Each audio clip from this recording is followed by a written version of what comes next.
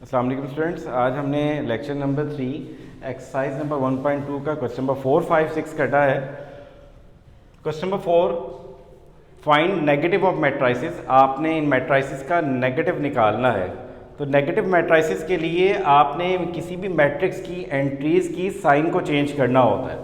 We are having a matrix A और इसमें हमारे पास जो एंट्रीज हैं वो है +1, 0, -1। तो नेगेटिव ऑफ मैट्राइसिस के लिए आपने ए के साथ माइनस का साइन लगाएंगे और इसमें मौजूद एंट्रीज की साइंस को चेंज कर देंगे। यहाँ प्लस है तो यहाँ आएगा जी -1, 0 इधर non negative non positive integer, इसलिए इसके साथ कोई भी साइन नहीं लगाएंगे। -1 है, इसके साथ हमने लगा देंगे +1 और ये प्लस का साइन आप लगा भी सकते हैं और नहीं लगाएंगे तो भी फर्क नहीं पड़ता। नेक्स्ट है जी हमारे पास एक मैट्रिक्स ई, इसका भी आपने नेगेटिव निकालना है। यहाँ पर मौजूद एंट्रीज की साइन चेंज करेंगे। +2 हमारा चेंज हो बन जाएगा -2, +3 बन जाएगा -3, -4 है इसके साइन चेंज करेंगे +4, +5 है और इसका साइन चेंज करेंगे तो -5 बन जाएगा। और ई के साथ भी आपने क्या लगा देना है, माइनस का साइन। नेक्स्ट क्वेश्चन है question number 5, in which you are going to find out the transpose of the matrices. आपने मैट्राइसिस का ट्रांसपोज निकालना है। हमारे पास एक गिवन मैट्रिक्स है 0, 1, -2। पहले तो हम समझते हैं कि ट्रांसपोज से क्या मुराद है। When you interchange the rose into column and column into रोज, यानी कि आपने रोज को कॉलम में चेंज कर देना है तो वो हमारे पास क्या कहलाएगा, ट्रांसपोज ऑफ द मैट्राइसिस। तो मैट्रिक्स ए देखें, हमारे पास इसमें जो एंट्रीज हैं वो लिखी हुई कॉलम मैट्रिक्स है 0, 1, -2।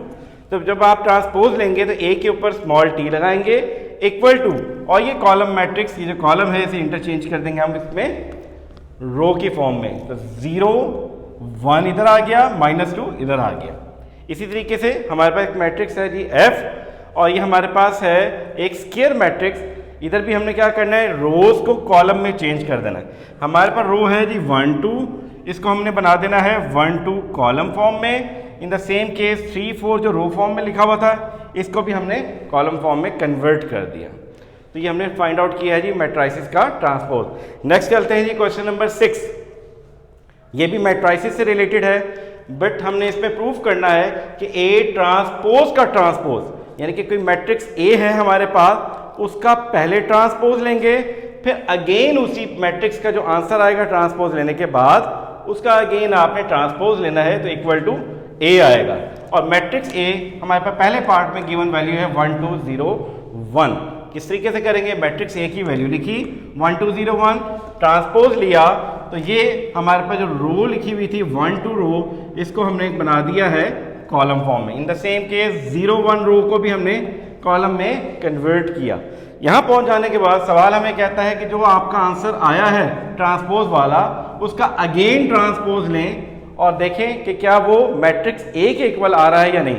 हम क्या करेंगे, taking transpose of both side, दोनों साइड्स के दोबारा से ट्रांसपोज लेंगे। तो ट्रांसपोज का ट्रांसपोज लिया। इन द सेम केस अब 1, 0 यहाँ पर हमारे पास लिखी हुई है रो फॉर्म में, इसको हमने कन्वर्ट कर दिया कॉलम में। 2, 1 रो को भी हमने कॉलम में लिखा और लिखने के बाद गौर से देखिए ये कौन सी मैट्रिक्स आ गई, 1, 2, 0, 1, that is our matrix A. लिहाजा हमने लिख दिया it is equal to matrix A और यही हमने प्रूफ करना। सो ए ट्रांसपोज का transpose equal to matrix A. Thank you.